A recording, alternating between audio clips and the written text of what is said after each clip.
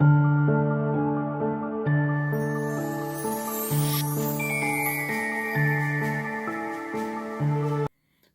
welcome back to the channel. Today we're going to be talking about belt knives, B-E-L-T, belt knives. And I'm going to look over this knife, review it for you, and talk a little bit about it. A very specific style knife that was prevalent in the 1800s and towards the end of the fur trade in the 1790s.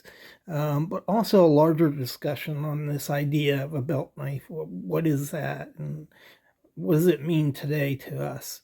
And if you'd like to hear more about that, go ahead and check out the video. I have to outrun the beer. I just have to outrun you. Yeah. Well, guess what? What? I'm faster than you. Since when? I could run circles around you. You crazy. Yeah, if I stand still. Michael.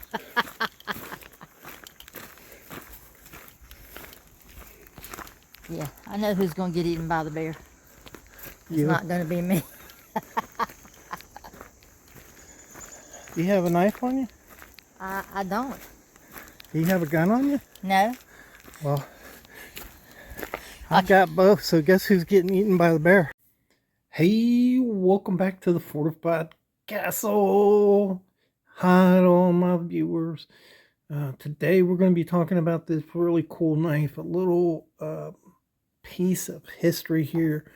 And this is actually a reenactment knife that I got, and so it was meant for guys who like to go to mountain men reenactments. And that's the era that this knife represents. And when you talk about mountain men, you're talking about from 1840 up to about 1890 primarily. The westward movement of the population in the United States moving towards California. These guys were basically fur traders. And so they were fur traders of the 1800s. The original fur trade started in the 1600s, pretty much as soon as the North America was started to be visited by Europeans. And the French through Canada and northern America there in the Midwest down to Louisiana had a tremendous influence on knives, as well as the Spanish from Mexico north into California, and of course the English along the East Coast. This knife here is a Spanish design, and let me see if I can pronounce this right. It is a Spanish Beldque, and I'll put that up there, the spelling on it. But this knife was commonly traded around New Mexico at Bent's Fort, a trading post, and Indians and frontiersmen alike would have had loved to have this knife. It is a full tang design, but you have a narrow collar here. That is Spanish origin, and it has this design is we commonly refer to as a roach belly.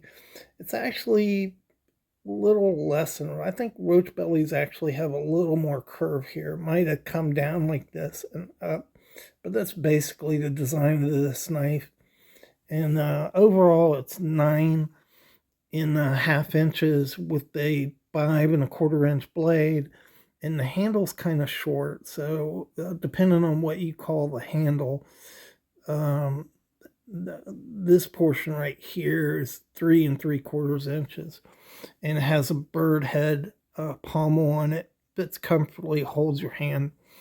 And the style sheath is really old style. This type of sheath where you just wrapped around like a clamshell, two pieces of leather, really comes about the Middle Ages, but it was very common during the fur trade and into the mountain men era. And So it's kind of it is historically correct sheath for this knife. And so let's talk about a little bit about the history about this. So this knife was commonly called a belt knife. We would probably look at it and call it a hunting knife or a sheath knife. You could do that.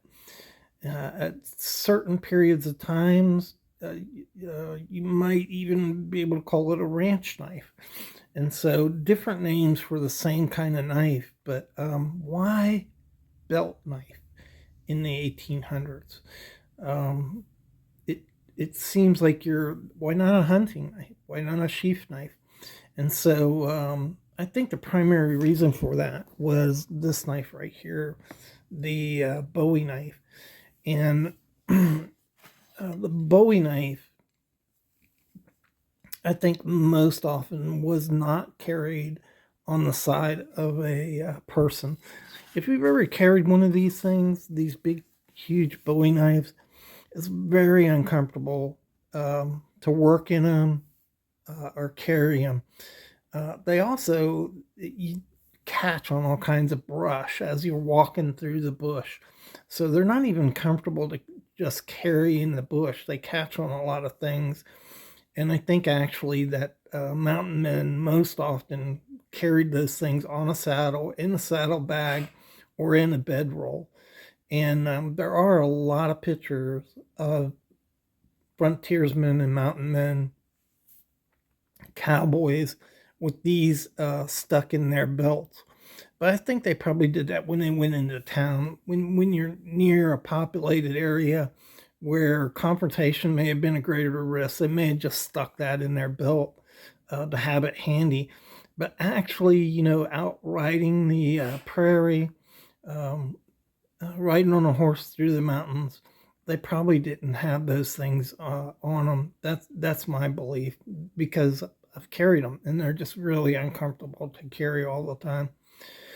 If it was me and I was riding horseback, I'd have the thing stuck in my saddle so I could grab it really quick in case I was attacked. But I wouldn't have it on my side. Even riding in a saddle, it would be uncomfortable.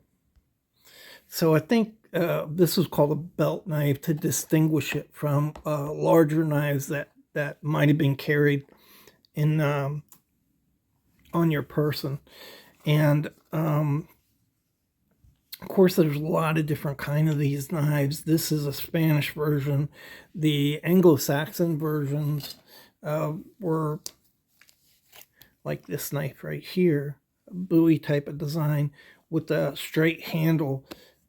This knife is dates in between the 1890s and 1920. It's a Joseph Allen Bowie with genuine bone scales there. You can see it. But just a straight handle, and that's kind of typical what you see on Anglo-Saxon type of knives. And you see a variety. You also have French examples of belt knives, which I don't have one on my person. But so that's kind of what these were. They're just basically hunting knives. That's how we would know them today. Small, general purpose knives, usually, 5 to 4 inches, sometimes 5 to 3 inches. And what's interesting is these knives at that time frame in the 1800s would have been competing with these knives here, which were also popular, the large folding hunters. And you can see that it's almost as large as that belt knife and a lot more convenient to use. Not as strong though. So a belt knife was used to eat with, to skin, but also to repair clothing, to prepare your camp, to maybe work with wood and other type of tasks, camp type tasks that this may have been inappropriate for. And some men just opted to have this. I think oftentimes mountain men in particular who spent their days out under the stars in hostile lands with Native Americans and other unscrupulous people would carry all three. They would carry a pocket knife, they'd have a belt knife, and then they would have a Bowie knife, as well as a couple firearms, a flintlock and a pistol. Or at that time, they would have been percussion guns, and a pistol. So a lot more heavily armed. But it's just interesting that these were almost as large as some of the belt knives that they were carrying. This size knife was popular throughout the world. Here you have an example. This is a gaucho style knife, and they called these cutlery handled knives because they look like a kitchen cutlery. And this is a 5-inch blade, and it's etched. And of course, this is a South American knife, and popular in South America to carry. And they featured metal sheaths that had these cool cowboy type scenes on them, and a pocket clip right here that they just clipped on. You can see that right there. Pretty cool. So it wasn't only America, probably around the world, these type of sheath knives or belt knives were popular.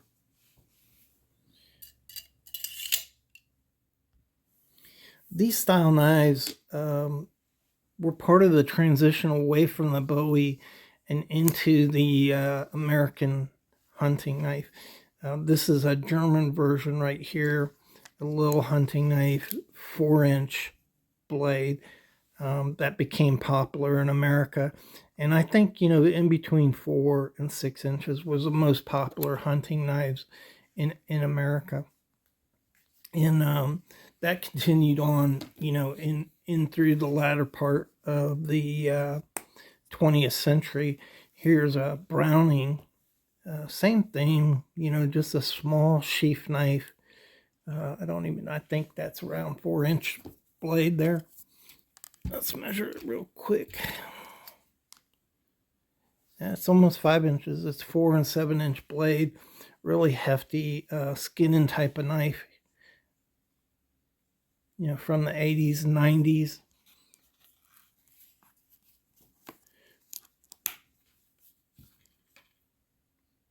I'm just going to run through some modern versions of this knife really quick.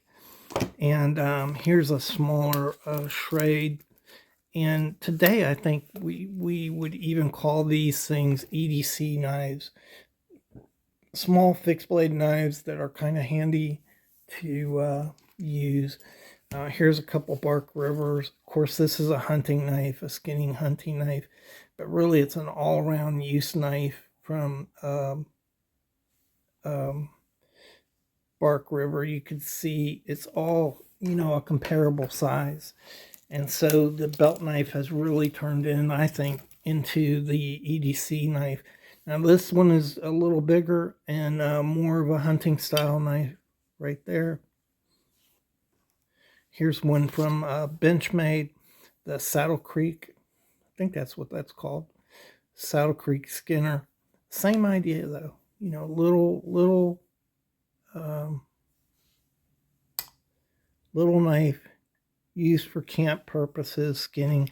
And the Saddle Creek has that old style of clamshell construction on it. It's a great little knife, by the way, if you ever thought about getting one. Use the heck out of this thing. And finally, this is one of my newest additions here. And it's a lot more modern. And what's crazy is it's 1095 steel, I believe. Yeah, 1095 steel from Spartan Blades.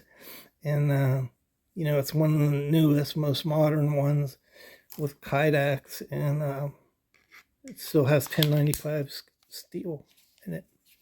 So anyhow, that's just a look at the belt knife and a little bit about the history and the origin of the belt knife, how we got to where we got to today with these knives right here. And I hope you enjoyed the video.